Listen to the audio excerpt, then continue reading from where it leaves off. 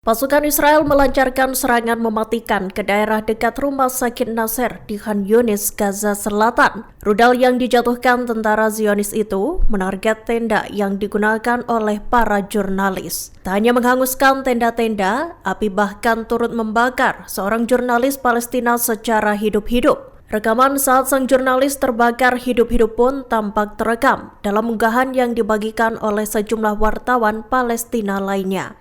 Para warga dan petugas penyelamat berusaha keras untuk memadamkan api. Dikutip dari Palestine News Network, jurnalis yang terbakar hidup-hidup itu adalah Ahmad Mansur, wartawan Palestine Today. Lantaran mengalami luka bakar yang serius, Mansur pun menerima perawatan medis secara intensif. Dilaporkan terdapat seorang jurnalis lainnya yang tewas dalam serangan pada Senin 7 April 2025 dini hari tersebut. Ia adalah Helmi Al-Fakhawi yang tewas ketika pesawat tempur Israel melesatkan serangan ke kompleks medis Nasser. Seorang pemuda lainnya tewas dan beberapa jurnalis mengalami luka-luka.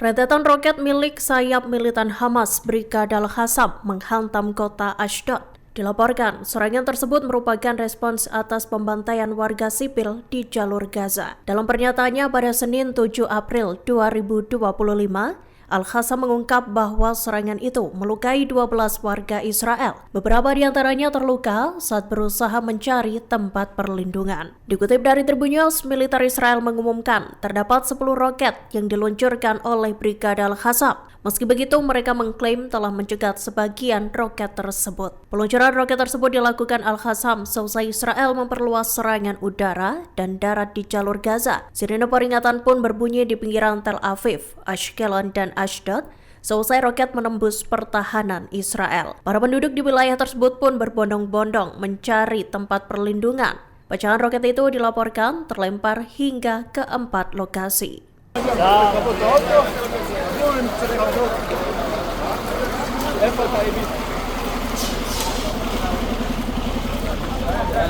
פה נפל. תיזהרו, חבר'ה, תזוזו לאחורה. לא, יש פה דליפת דלק. תזוזו מכאן. Kelompok Houthi membantah klaim pernyataan Presiden Amerika Serikat Donald Trump terkait video yang diunggahnya. Diketahui Trump mengunggah rekaman saat pesawat militer Amerika Serikat melesatkan serangan ke sekumpulan orang di Hodeidah, Yaman. Trump mengklaim bahwa puluhan orang itu merupakan para pemimpin militer Houthi yang tengah berkumpul. Dikutip dari Tribun News, Houthi menegaskan bahwa video yang dibagikan Trump pada 5 April 2025 itu bukanlah pertemuan militer, melainkan pertemuan tersebut merupakan kunjungan sosial Idul Fitri. Dilaporkan sebelumnya, Houthi membenarkan adanya puluhan orang yang tewas dan terluka dalam serangan udara yang dilesatkan Amerika. Disebutkan serangan itu menarget sebuah pertemuan di kegubernuran Al-Hodeidah. Meskipun tak menyebutkan jumlah korban secara rinci, Houthi menyatakan bahwa serangan itu menyebabkan banyak kerugian. Serangan tersebut digadang-gadang merupakan bagian dari upaya Amerika untuk menghentikan aksi Houthi yang memblokade kapal-kapal terafiliasi Israel di Laut Merah.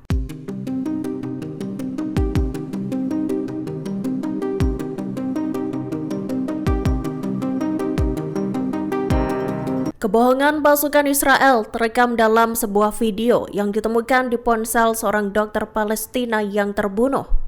Diketahui dokter tersebut terbunuh bersama 14 rekan para medis lainnya di Gaza bulan lalu. Rekaman itu seolah membuktikan kebohongan klaim militer Israel. Dikutip dari Al Jazeera, video itu ditemukan di ponsel mendiang Rifat Radwan dan dirilis pada Sabtu 5 April 2025 oleh Bulan Sabit Merah Palestina atau PRCS. Rekaman itu menunjukkan detik-detik terakhir para petugas medis sebelum mereka dihujam tembakan oleh pasukan Zionis. Para petugas medis itu ditembaki di lingkungan Tal As-Sultan Rafah, Gaza Selatan pada 23 Maret 2025. Meski begitu, militer Israel IDF mengklaim bahwa pasukannya tak menembak secara acak ambulans manapun. Mereka bersikeras menembaki militan Hamas. Jenazah para petugas medis itu pun ditemukan terkubur di dekat Rafah. بسرعة هذا الشيء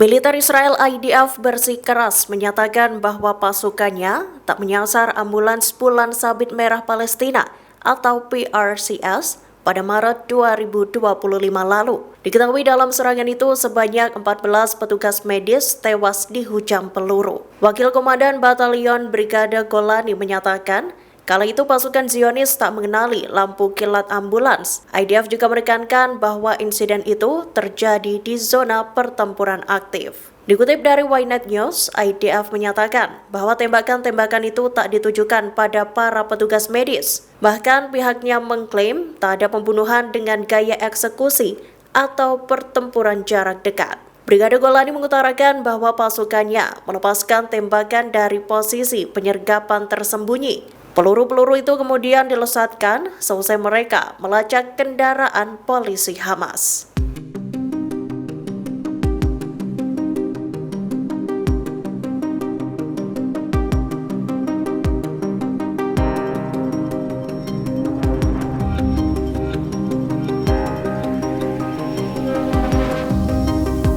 Menteri Pertahanan Israel Katz menyatakan pihaknya memiliki bukti konklusif dukungan Iran pada Hamas. Dalam pernyataannya pada Minggu 6 April 2025, Katz menyatakan dukungan itu diberikan Iran untuk menyokong serangan Hamas pada 7 Oktober 2023 lalu. Bukti tersebut diklaim mengungkap komunikasi yang disadap antara pihak Iran dan pemimpin Hamas yang terbunuh, Yahya Sinwar dan Mohammed Deif. Israel Katz menyatakan Sinwar dan Deif meminta dana 500 juta dolar Amerika Serikat atau sekira 8,3 triliun rupiah dari Komandan Pasukan Quds Iran. Permintaan besar itu diklaim untuk mendanai upaya Hamas dalam menghancurkan Israel. Dikutip dari Tribun News, Katz menambahkan bahwa bukti-bukti itu mencakup pesan-pesan antara Hamas dan mantan bos Hizbullah Hassan Nasrallah. Menurut Katz, dokumen intelijen itu dikumpulkan dari dalam wilayah milisi perlawanan, termasuk arsip Hamas, Hizbullah, dan sumber-sumber sensitif lainnya.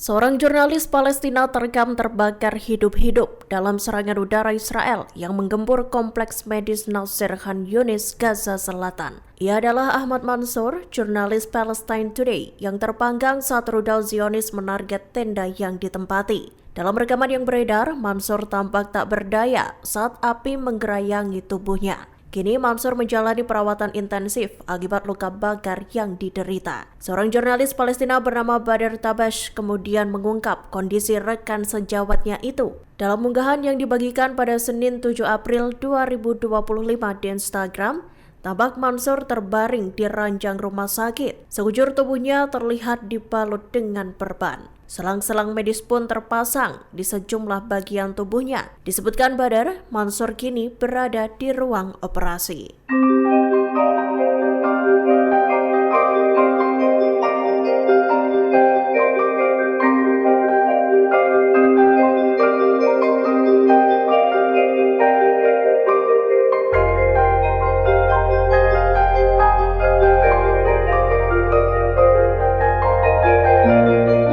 Download Tribun X sekarang, menghadirkan lokal menjadi Indonesia.